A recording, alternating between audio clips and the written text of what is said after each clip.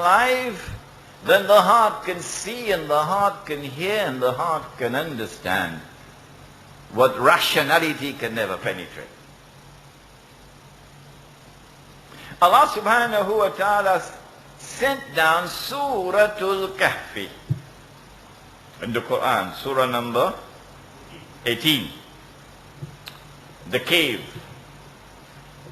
And the Prophet sallallahu ta'ala alayhi wasallam identified this surah as the only surah in the Quran which protects from Dajjal. Recite the first 10 ayat of Suratul Kahfi over Dajjal and he won't be able to harm you. But he said something else about Suratul Kahfi. You know, these eyes can't see unless there is light. Similarly, this eye cannot see without nur.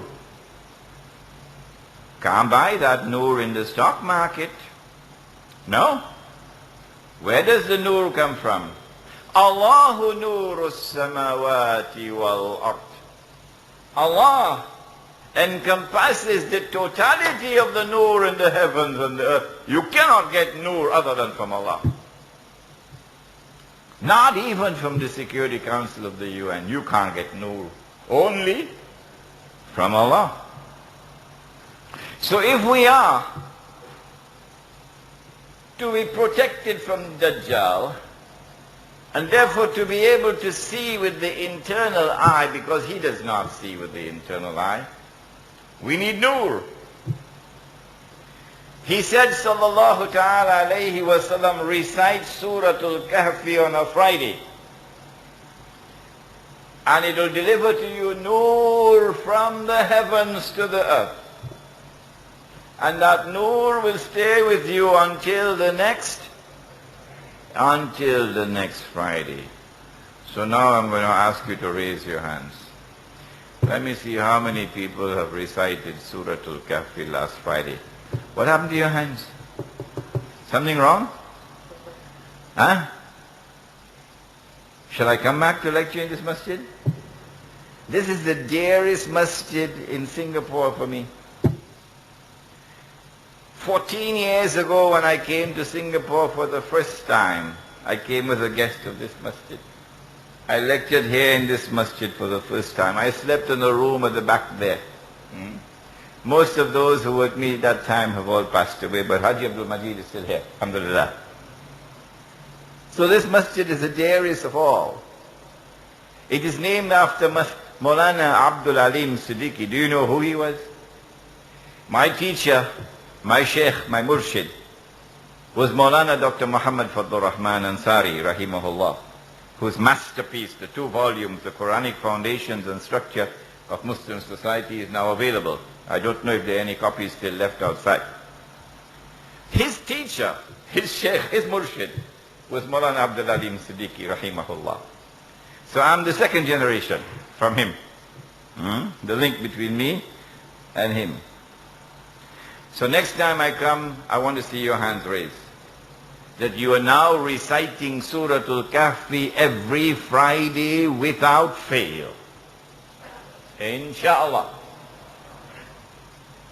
In Suratul Kahfi, Allah subhanahu wa ta'ala gives us wonderful instruction on the subject of the consequences of not having the capacity to see with the internal eye. He takes Musa alayhi salam, the Nabi who was sent to Banu Israel, who say that they are the chosen people of Allah.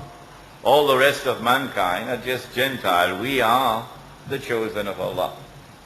We are the elite. We are the select.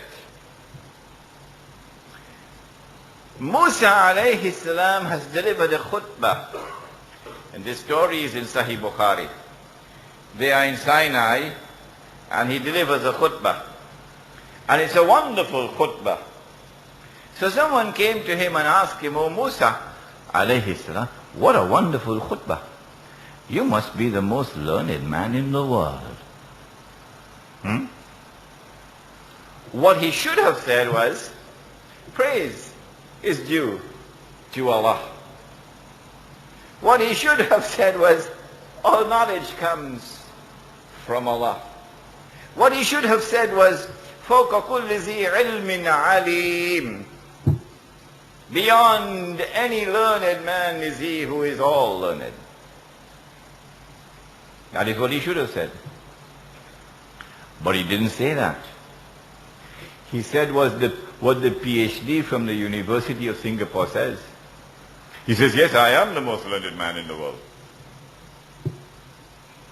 This is what happens when you secularize knowledge. You take Allah out of the process of learning. He has nothing to do with it. I am the expert in my field. I'm the top scholar in my field. He says, yes, I am the most learned scholar in the world, the most learned man in the world. When you do that, when you do not recognize Allah as the source of knowledge, then he cuts off your internal sight. Can't see. Tabule. So now Musa alayhi salam temporarily is without internal sight. And then Allah says to him, there is a servant of mine more learned than you are, Musa alayhi salam. So Musa alayhi salam says, I'd like to meet him. And then Allah subhanahu wa ta'ala gives him the instructions to take a fish, put it in a basket, travel in the direction where the two seas meet, Majma'ul Bahrain, where the two oceans meet. And when the fish jumps out of the basket, there you meet him. This is a rather humiliating thing for the most learned man in the world to do. Put a fish in a basket, and I'm the most learned man in the world. This is the way I'm going to meet him. Allah cuts him down. Cuts him down. Learn humility. If you really are learned, the sign of knowledge is humility. So he goes, and eventually he meets him. He's called Khidr alayhi salam, which means green. This is a man more learned than Musa alayhi salam. And there's a difference between his knowledge and this knowledge. This knowledge can grow old and grow stale and be superseded by other knowledge and so become obsolete. Like the computer you had 10 years ago, obsolete now. But this knowledge remains always green. This knowledge is always vibrant, always relevant, always fresh, like a fresh breeze. This is the knowledge of Khidr alayhi salam. That's why he's Mr. Green.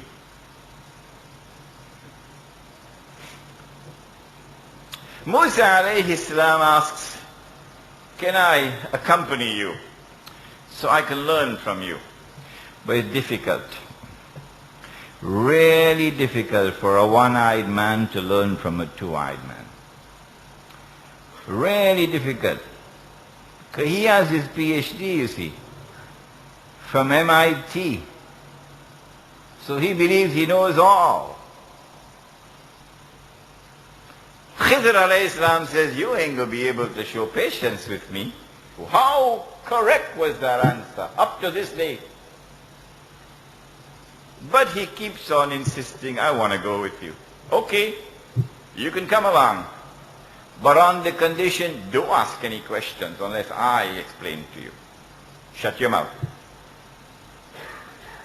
Cut him down. And so they travel, and then they come to the sea or the water, and there they board a boat. Sahih Bukhari tells us a nice story about what